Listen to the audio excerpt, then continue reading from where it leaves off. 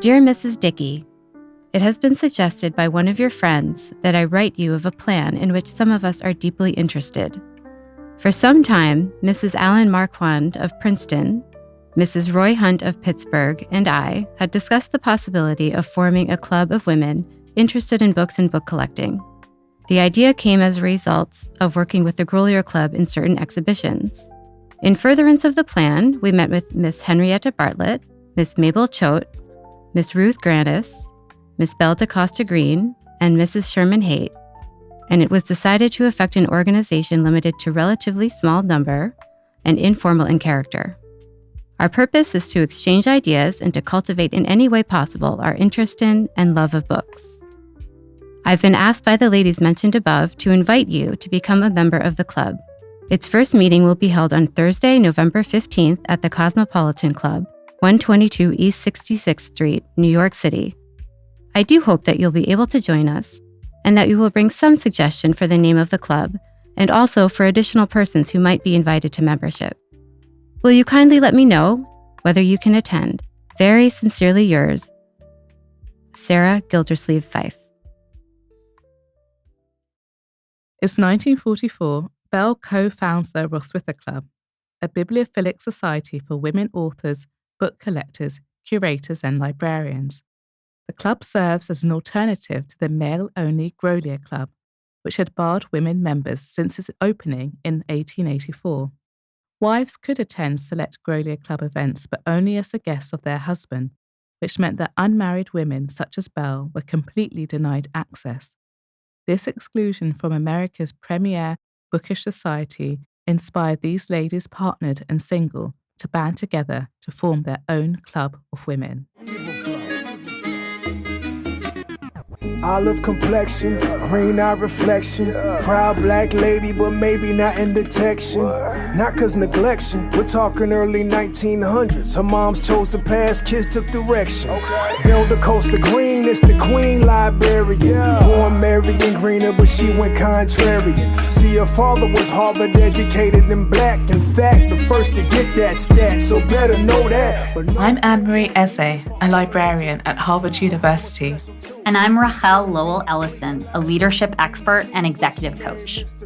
This is Boss Like Belle, a podcast in which I seek inspiration from the life of the legendary American librarian Belle DaCosta Green and dare myself and you to lead fearlessly like her.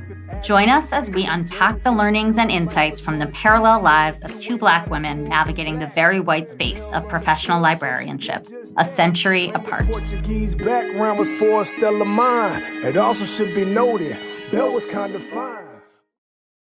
Episode 5, A Club of Women. Does the Hroswitha Club still exist? No, it doesn't exist anymore, but the Grolier Club does. So the Grolier Club finally began admitting women members in 1976, and some of the Hroswitha Club women were amongst the first to join. So that meant that the Hroswitha Club eventually disbanded and closed in 1999. I'm curious about the Grolier Club now. Are you a member? I am, yeah. I've been a Grolierite, as we're called, for about 5 years now. It's a private club, so to become a member, I had to be nominated. So what were Green's contributions to the Hroswitha Club? Well, to start with, Green led a year-long process to think about what the name of the club would be, and where they landed was with Hroswitha, which is after a woman called Hroswitha of Gandersheim, the first female writer from the German-speaking world. And another thing that Green did is that she also hosted the club, and on one occasion in 1948, Green hosted them at the Morgan Library, and in the minutes of the meeting afterwards, they talked about how kindly she was to give them full freedom to enter the vaults and examine the treasures at will. And then just lastly, Green, was a scholar, a medievalist, and the club, they actually commissioned a biography, the first biography of Hroswitha of Gandersheim too. How common is it to let people enter vaults and examine treasures at will? I was in the vault at work just the other day. You don't do that. Security standards evolved and got stricter over time. That's not something that I would do. Got it. How did Belle's establishment of the Hroswitha Club inspire you? So it inspired me to kind of seek out community with a small club, as it were, of Black women library directors in the United States. I reached out to Petrina Jackson and Rhonda Evans, who are leaders of the libraries at the Harvard Radcliffe Institute and the New York Botanical Garden. Welcome, Rhonda and Petrina. Thank you so much for joining me. Thank you for having us. Thank you. Do you want to go first, Rhonda? Sure, no problem. Hello, my name is Rhonda Evans. I am the director of the Lou Esther T. Mertz Library at the New York Botanical Garden, which is the largest botanical and horticultural library in the world. Hi, I'm the Leah Jellin Poorview, Executive Director and Librarian of the Harvard Radcliffe Institute, Arthur and Elizabeth Schlesinger Library on the history of women in America. The strengths of the collection are in the 20th century. What drew you to this profession as librarians? Rhonda, you were a lawyer, and Petrina, you were a professor of English. My previous career was in law, and I've always loved libraries, but I actually didn't get exposed to the profession of librarianship until I was in law school. Kind of as a part-time job, I got a position working in the law library. Really enjoyed working in that library. And so when I was practicing law, after a few years, it just did not feel like the right fit. But I was like, I really like that work that I was doing in the law library. So I thought that I would go back to library school to pursue a career in law librarianship. But, other opportunities opened up for me, and I kind of went into these public and special collections, librarianship field, but that's kind of how I got into the professions. I had a master's in English, and I thought, what do you do? What do you do with that degree? So I ended up applying to be a teacher at community colleges. But I found out pretty quickly that as an English professor, you have to grade lots of papers, grading papers, and I knew that that wasn't sustainable for me for an entire career. So I started searching out the alternatives, and I always hung out with the in the library with the librarians. I thought they were great, and I started thinking, maybe this is an option. So I started conducting informational interviews with a variety of librarians. And one day I was hanging out in the library and in the career stacks, and I saw a book that was essentially on alternative careers for librarians. And I leafed through the book and I saw an entry on a college archivist. I thought, this is what I really want to do this. And that's when my road to being an archivist began. Are there some key moments that you want to highlight, looking back, got you to where you are now? When I first graduated from library school, the New York Public Library was hiring 100 librarians. And so they were kind of doing this mass like interviewing, going to different library schools. And I was like, this sounds really interesting. So I started off as an adult services librarian in the Hell's Kitchen branch on 10th Avenue and 50th Street in New York City, which was just, it was really trial by fire. You really got to have boots on the ground and really understand what it's like to be in a urban public library. But I knew that I kind of wanted to continue to develop my career. So I moved to the research side. And then I eventually moved to longest and most significant part of my career, which was the assistant chief librarian at the Schomburg Center for Research in Black Culture. And that's where I really kind of stepped into a more leadership position, more of a senior manager position. And I got to kind of get closer to that work that I'm doing now as a director. And then after 4 years there, I was hired as this position as the director of the Lou Esther T. Mertz Library. So Sometimes you don't have a direct plan of the way that things will turn out. You just kind of go for the opportunities as they present themselves. I'm particularly interested in the kind of the leap that you had to make from your last position as associate chief librarian at the Schomburg to your current position as director now. How did you know you were ready? Like, were you approached to apply for the job? Were you feeling ready and looking out for kind of next positions? So I was approached to apply for this position. This definitely was a step up into a more administrative executive position, not just within the library, but within the New York Botanical Garden. And there's new experiences that I had to get more experiences with, such as working with things like the Board of Trustees and doing a different level of fundraising than having been done previously. But a lot of that comes in the interview process, which is really trying to get to understand what type of work you'll be doing and also what type of support that you will have as you're doing that work. And we can never be 100% prepared for what the next opportunity is. You just kind of have to trust your own past experiences, your ability to learn and to build on those experiences, and also the transferable skills that always come in handy. The people who are hiring will see that as well. So they'll see what your potential is and help you develop it and help you grow. And Petrina, could you also share with us, looking back in hindsight at your career, what were the key moments that got you to where you are today? Yeah, so I think the key moment was when I graduated or was close to graduating from library school.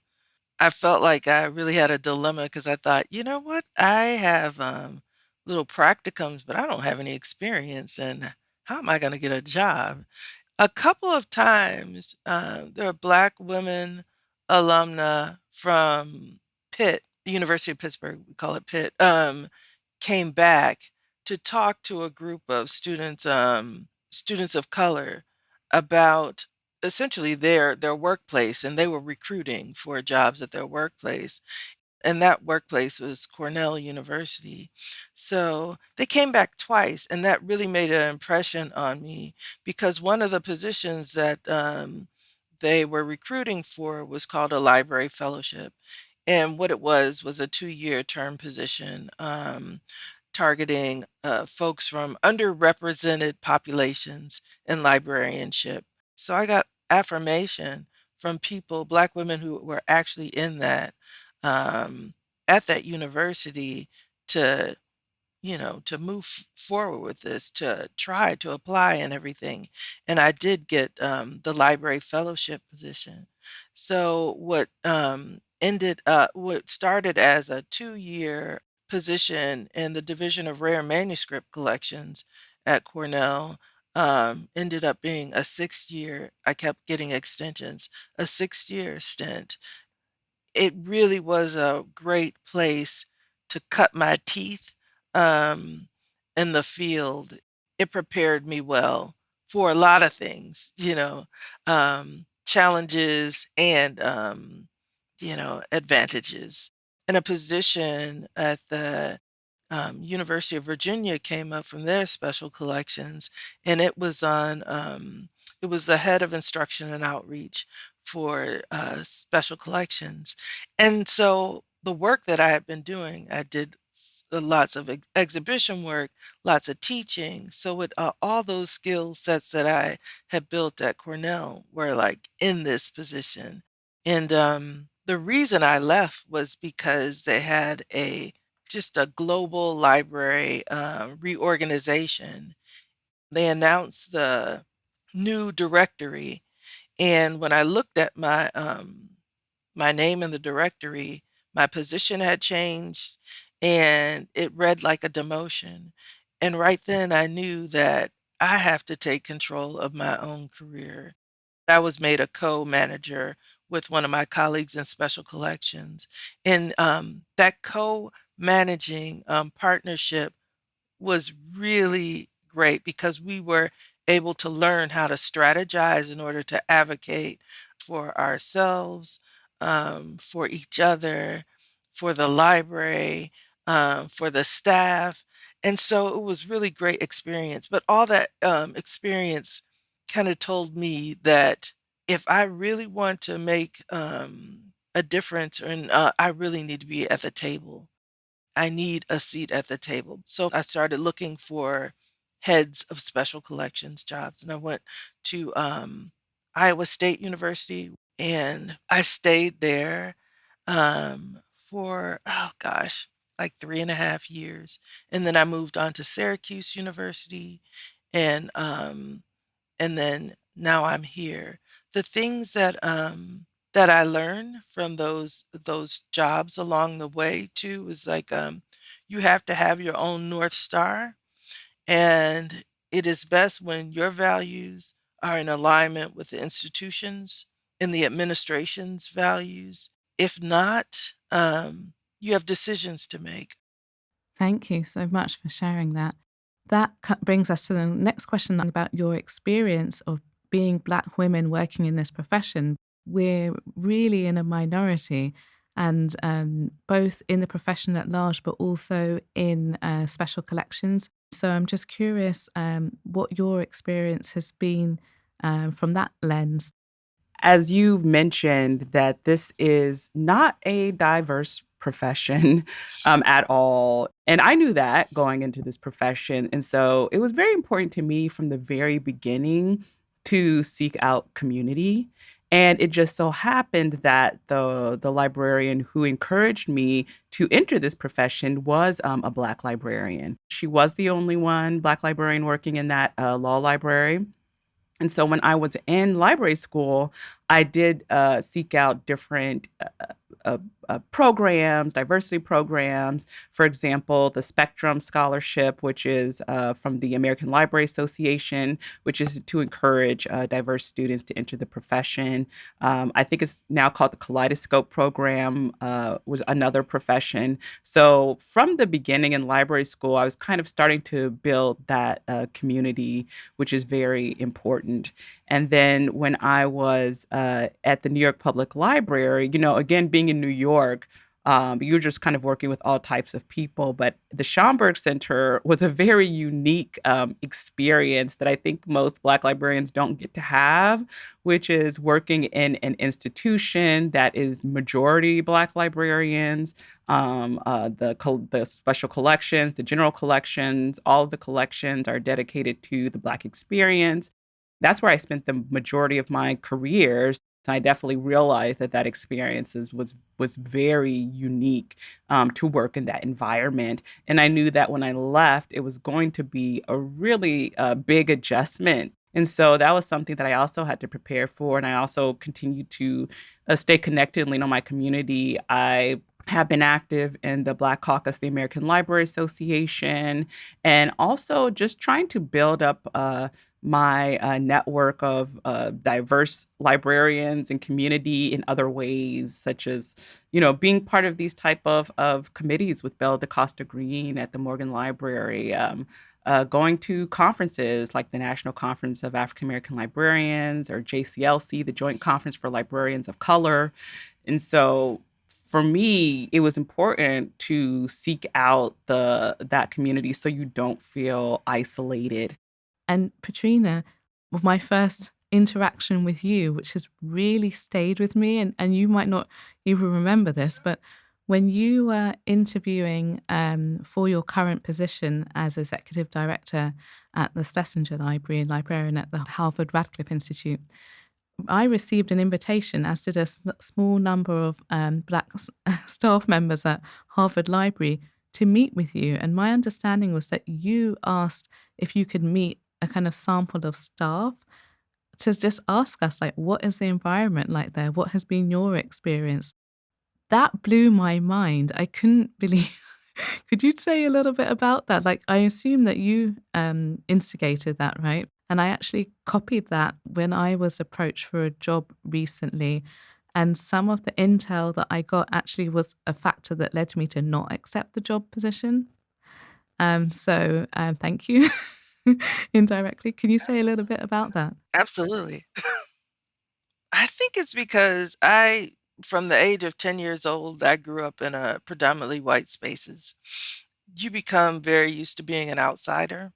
And so you learn how to navigate those spaces. You learn how to code switch, you know. But as an adult, it's important to be in a place that you feel like you can not only survive but thrive in. And so that's why I asked that question. I wanted to know from the people who experience, people who look like me, and are from a variety of cultures related to mine, how do they feel about working in this space? Thank you. And I think the other thing that struck me about that was that, when you're interviewing for a job, and I think one of you touched on this, it's not just you being interviewed, you're interviewing them as well, right? And so a lesson that I learned from you is to ask myself, do I want to take on this position? Do I want to work at the institution? And so I don't know if you realize that by doing that, you were also kind of like imparting a lesson to many of us. And we were all like, wow, that was such a badass move. I didn't realize that. Yeah, it was very much for selfish reasons. Yeah, it caused ripples effects and a lot of admiration. Is there anything else that you would like to add about, your experience in our profession as a Black woman? Rhonda mentioned like how she has cultivated communities and which groups that she's a part of. Is there anything that you would like to share in that realm as well? I echo what Rhonda was saying. The American Library Association has a Spectrum Scholarship, which is for represented populations in librarianship, and they help to impart, fund your education, as well as it becomes you're in a cohort that can follow you your whole profession and everything. And so it like, as soon as you get in, you're welcomed in, and that's when the network begins. So that was very helpful to me in my, career. And also, it was very helpful to have a small group of friends who were peers, Black women peers in librarianships that we were able to kind of run things by each other to, if we were having challenges or difficulties or needed somebody to sit in as you practice for a job talk and everything, and also to give you advice when you were running into challenges from the organization. So we've referred several times to the fact that our profession is not diverse, but there are historic reasons for that. Do you think you could sum up what some of this history is? Sure. So when I was first hired at the Schomburg Center, I kind of really got into learning more about this history because I was fascinated by one of the librarians that worked at the Schomburg Center, or at the time it was the 135th Street branch. And her name was Catherine Latimer. And she was the first Black librarian hired at the New York Public Library. And I was just really fascinated by her career and by her story. But a big part of her story was advocacy for African Americans, not only who wanted to have access to libraries, but also who wanted to access the profession. Libraries do have a very kind of rosy, reputation, very good PRs surrounding about, libraries in general being these very, very open places. And as you said, it has not always been that way because, I mean, if you really want to go back into the history, when Black people were enslaved, it was illegal for them to learn to read and write. So there's that first barrier right there. But as, looking at the history of the United States, as public libraries began to be built, many libraries, public libraries, were not open or available to Black people. But then they began to open, branches in very specific communities. And a lot of those times, those libraries, those branches would be very under resourced. But that's where a lot of Black librarians got there beginning during, and I'm talking about kind of the turn of the 20th century, like Catherine Latimer, like Vivian G. Harsh in Chicago public libraries. And this is where you see a lot of these librarians begin to advocate for a number of different things. One is, of course, having the Black population have access to library services and access to the collections. A lot of times that, again, there's huge history that you can read about this, but, the kind of built-in racism and sexism and things like the Dewey Decimal System, which made it almost impossible to find collections that were by diverse populations. So, changing that. Building collections. That's why the Schomburg Center exists, because people like Arturo Schomburg and Black librarians were collecting all of these materials to tell the story. And then, of course, access to the profession was incredibly difficult because there are very few places that Black librarians could work at the time. And then, especially like looking at the South. So Rhonda talked a lot about Black librarians and public library spaces.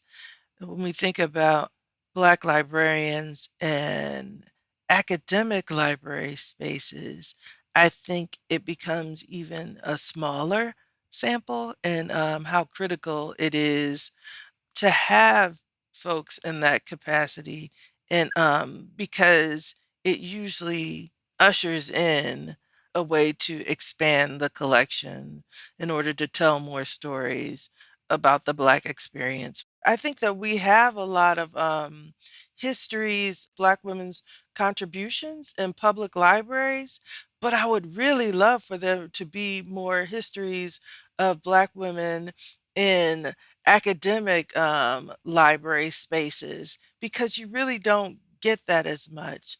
That sounds like a great dissertation project for someone, maybe who's even listening to this episode. So thank you for that. I want to make the leap from being essentially a deputy director to a director such as yourselves. Like, knowing what you know about my career so far, do you have any advice for me? Well, I'll say when I became a director, I was seeking out kind of the similar guidance and advice. And I put together a really wonderful panel for the recent National Conference of African American Librarians called African Americans in Library Leadership. There are not a ton of these leadership positions available in the field. So you really do have to have a certain level of flexibility and openness to move up into these positions, and also to think about, what is your real goal in having this type of leadership position? What do you want to do with that type of leadership position? Do you want to change the way that, as Petrina was saying, people are building collections and the type of materials and stories that are being told? Is it really trying to help to diversify the profession, or what are your goals? Really kind of defining that, and then also building your network of other people who, like you're doing now, who can give you advice, and meeting other women of color, Black women who are in these positions of leadership who can help to guide you. And also, and this is not just for you, Anne Marie, but for anyone, because you're already in a leadership position. But I do like to say this for anyone who's listening who may not be in a leadership position now. It is not for everyone. Because a lot of times what you are moving into is a very administrative position. That's dead on, because, yeah, that is so dead on that you have to really make a shift. Like, if you would have told me earlier in my career that I would be in an administrative position, I think the organization is the most successful when you have an administrator who is not torn between those roles. You both said so many things that are so wise and important, and also just got me questioning like why I want to be a leader. They say leadership is the heart, but kind of management is the head. And so you can learn the skills to be a really effective leader in spite of whatever your personality may be. I encourage people that even when you get into your director position, your executive director position, that you continue to learn and take advantage of these resources and how to continue to improve your own style of administration, of leadership, of management, because it's a skill. True, like, leadership is a skill that you learn and you practice. And I think that's how you become really effective. Those you can utilize those, you can hone them to really be an effective leader. And so I think it's up to us to continue to build those skills. And that's my TED Talk. That's what I was going to say about that. I think the shift that needs to happen is that you're a leader of people or manager of people, not of stuff. And I think that people are most successful when they understand that being an effective head, director, leader, manager is understanding people and it's relationship building.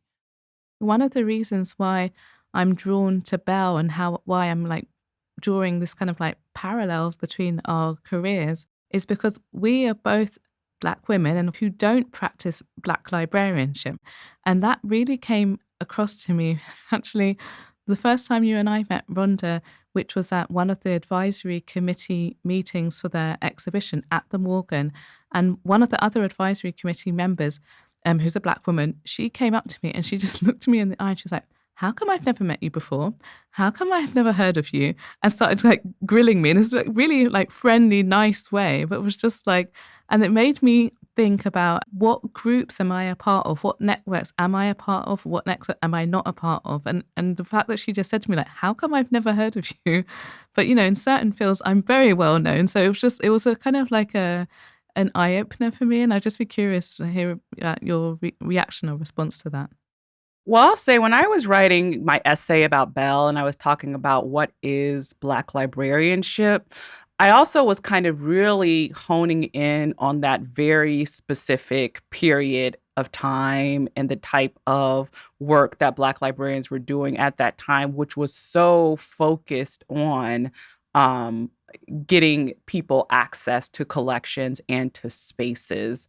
And so things have definitely evolved since that time. And of course, there's still advocacy work to be done. But the great thing about those librarians is that they did kind of lay the foundation for us to work in any type of space that we want to work in. So I think that you are doing Black librarianship as a Black librarian, and I work in a botanical library. And I feel like I'm still doing the work of Black librarianship. And I think it's because they did lay the foundation where we can go into any space and work and be effective. And so that's kind of what I was talking about when I was saying this is what Black librarianship was at that time. And Belle wasn't doing that because she wasn't focused on that same kind of advocacy. But now, since we are able to build on the work that they were doing. We are able to go to be admitted into all library schools, which was not always the case. We can join all the library associations at the time, which was not the case. We can work in any public library system now, which was not the case. And so now we have the ability to use the work that they did to be effective in any space. The really good thing about being able to be present and be at the table, as Petrina said, is that we now have the knowledge of, okay, we know that how we can build collections that reflect all communities. We know how to make collections accessible that reflect and make it easier for all communities to access. If we're aware of the history, we can carry those lessons with us and make those part of our vision when we come into these leadership positions. That was so beautifully put, and it actually is a really good segue. So, given how far we have come in the last 100 years since Belle was a librarian, a Black librarian, but passing and not doing the kind of work that you described as her peers doing in this period of time, What would you say to her, or what would you ask her if you were able to talk to her today?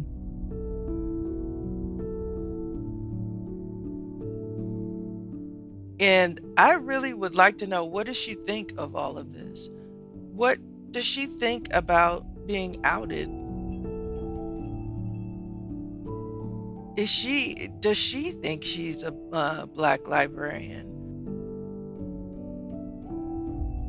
Is she resentful of her being on a grand stage, not just being on a grand stage as Belle DaCosta Green, but as Belle DaCosta Green, the Black librarian, as Belle Greener?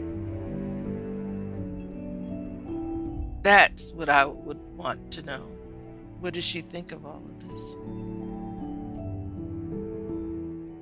One of the things that she collected at the end of her career was a letter by Frederick Douglass talking about, equality and those type of things. And I thought that was really interesting that that was something that she brought into the library at that stage of her career. And I was wondering, what would her career have been like if she did not have the fear, the violent consequences of racism, all the elements in society that made it a choice for her to actually say, I choose to pass in this country. If those kind of barriers weren't there, what kind of librarian would she be like if we put her in the 21st century? What would she be collecting more things like the Frederick Douglass letter? Would she be practicing different types of advocacy? Just kind of, in a parallel universe, what would she do? And again, I don't know if she could answer that, but I think that's just that was kind of one of the things I was thinking about as I was kind of completing my research and seeing how she was really kind of, bringing in things from Ethiopia, from Frederick Douglass. And I'm like, okay, that's just really interesting. The thing that resonates with me with her is that, by all accounts, she was a serious advocate for her staff. And she was very much interested in their growth and development as librarians. And I 100% get, support, and use that in my own everyday practice as a director of a library. It's really critical that you give people opportunities to grow, even if that means those people will leave. It's your contribution to the profession in order to have people really grow into their full potential, because it helps the whole profession. I agree with that 100%, but also I would say she definitely had a vision for what she saw the Morgan Library be and grow into. The fact that she wanted it to make it a public library so that more people could access these collections, the type of collections that she wanted. I think so, having that overall vision, but also, she took care of herself, which I think is, especially as women of color, as librarians of color, you always have to remember to have that balance. She traveled, she dressed well, she went to great restaurants, so she I would think had some sort of work-life balance. She took care of herself. So those are the two things that I definitely will take from Belle. Thank you for bringing that up, Rhonda, because I think, yeah, because I think one of the binds or the of being a Black woman is that the all the self-sacrificing and everything, and she released that, from herself and lived fully so she could be herself without the yeah, I want to take that I know that's the from great this conversation. paradox of her life, right? She had to pretend to be someone else to actually be herself. That's the great paradox Yeah. of her life.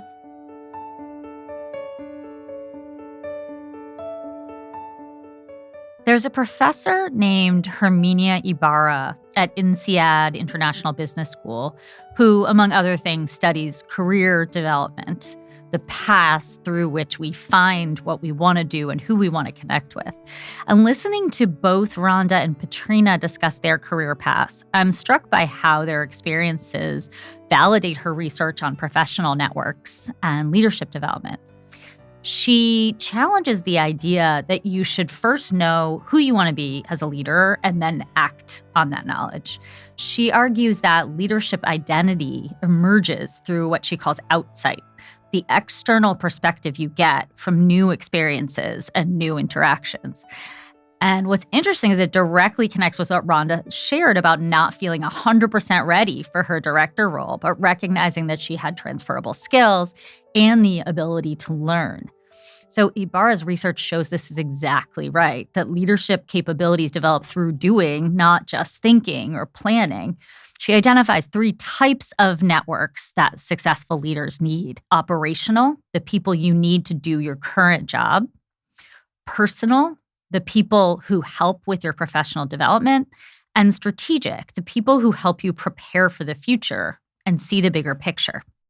We also heard this play out in Petrina's story when she described the importance of her professional connection shifting as she moved from being a hands-on librarian to an administrator. As Ibarra predicts, her network had to evolve as her role evolved. Ibarra's research is also very relevant for women of color in leadership positions. She found that minorities often face what she calls the network challenge, the need to build authentic relationships across demographic boundaries while maintaining connections within their own identity group. You mentioned that Petrina inspired you to intentionally seek out other Black professionals in your environment. Can you tell us more about that? Yeah, so she actually inspired me when I was interviewing for a job, a new role in a different organization. Just what we talked about before, like this idea that they're not only interviewing me, but I'm also interviewing them. And based on the incredible thing that she did, which was to ask for a gathering of Black professionals at Harvard Library to speak with her when she was interviewing to come and work at the Harvard Radcliffe Institute and Schlesinger Library. I kind of did the same thing. I did it myself through some people who I already knew there, and then they expanded that circle by other people that they could connect me with. And so I kind of did a little survey. Well, it sounds like that was a good strategy. And you didn't take that role, but you, like Belle, are often one of few Black women in your professional spaces. So I'm wondering, how do you build authentic relationships that help you grow in predominantly white institutions? That has always been the case. So not only in my professional life, working in museums and libraries, but also in my day-to-day life.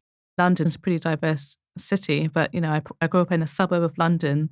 Only Black family in our neighborhood, 1 or 3 Black girls at my school, etc. So for me, operating, making connections, making friends, being a professional in a predominantly white environment is all I know. And in fact, I thought it was really interesting in the interview hearing from Rhonda about this wonderful experience that she had when she worked at the Schomburg Center, that because the whole raison d'etre of the center is like Black culture and that many of the people who work there are also Black too, that was a really great environment experience for her. And I was left me thinking I wonder what that would feel like, because I actually don't know. Yeah.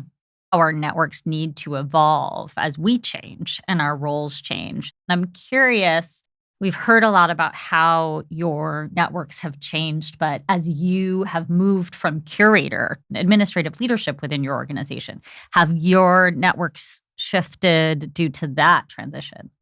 Oh, absolutely. So yeah, earlier on in my career, my networks were subject-based.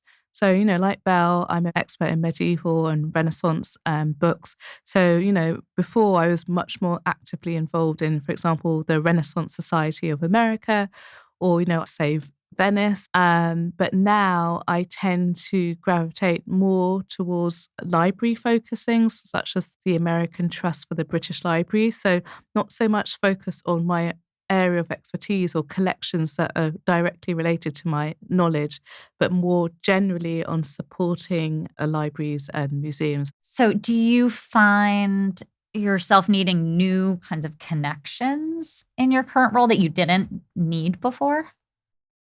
I feel like nowadays I tend to be connecting more with people, like in all directions, if that makes sense. Yeah. Like peers, people who are more senior than me, both at my own institution and elsewhere. People who are coming up in the field as well, which I really enjoy. Hearing that and looking back at Belle's era through this lens, we can see that she intuitively understood what Ibarra would later prove in her research, and what you're describing now, that networks need to serve multiple purposes and evolve as you evolve and your career evolves. And Belle's creation of the Hroswitha Club shows that she understood the need both for operational networks through the Morgan Library and strategic networks through her own creation of new spaces for women professionals. And it's amazing to see how you're following in her footsteps and bossing like Belle. Olive complexion. That's all for this episode of Boss Like Belle. Next time, we'll be exploring how Belle leveraged her striking sense of fashion to craft a compelling public image and inspired me to develop my own personal brand. We'll be joined by Angela Pitter of Livewire Collaborative, a digital marketing and branding consultancy. And remember that hair salon I mentioned in episode 3? Well, I'll be taking you there to meet my stylist and partner in crime, D Stubbs. So we played with that for a little while, and then I feel like you stepped out of the box where I'm doing the flat twist, and it gave you another sleek style because you're already a fashionista, in my opinion. I love your clothes. I love, your great finds and how you put things together. So I don't think you had that problem at all. We just needed the hair to match your style and to give you a more edge. And I feel like you're already rocking it, She figured out how to use that visual. So, her authentic self, the hats, the dress, all of that propelled her in front of people. So she controlled her narrative. So I think she knew what her story was, and she stayed to her story. I think part of it too, that was intriguing. You see pictures with her smoking, and they talk about how she flipped all over Europe without an escort. And I think that was part of her showcasing her male dominance, so to speak. So, she's like, I can play in this field too. I'm rough, tough, and tumble. I think part of her, I think she was almost a six-closet tomboy. Fellow Medieval Academy of America. The second woman and the first person of color. Miss Belle de Costa Green, unlike any other. The Boss Like Belle podcast is created by Anne-Marie Eze. Hosted by Anne-Marie Eze and Rachel Lowell-Ellison. Produced by Anne-Marie Eze and Diego Senor, executive producer at Les Central Podcasts. Edited by Nicole Pizarro at Les Central Podcasts. Sound engineers Clayton Scoble and Brian Leach at Harvard Library. Special consultants Philip Palmer and Erica Chalela, co-curators of the exhibition Belle de Costa Green, A Librarian's Legacy, the Morgan Library and Museum. Sarah Gildersleeve Fife's voice is performed by Megan Constantino. The Ballad of Belle de Costa Green, composed and performed by Big Piff and under license from Big Piff. All other songs are from Pixabay.com platform. Meditation music by Dana Music. Calm Soul Meditation by Universal Bella. Ethereal Magic by Rocket. Beautiful Calming Solo Piano by Anastasia Kier. Cover art by Scott Murray, based on a photograph of Belle de Costa Green by Clarence H. White, 1911, courtesy of the Biblioteca Berenson I Tatti, the Harvard University Center for the Italian Renaissance Studies. The Boss Like Belle podcast is also supported by the Morgan Library and Museum and made possible by the generous support of Harvard Library, whose commitment to fostering knowledge and research enables the sharing of ideas and scholarship with the broader community.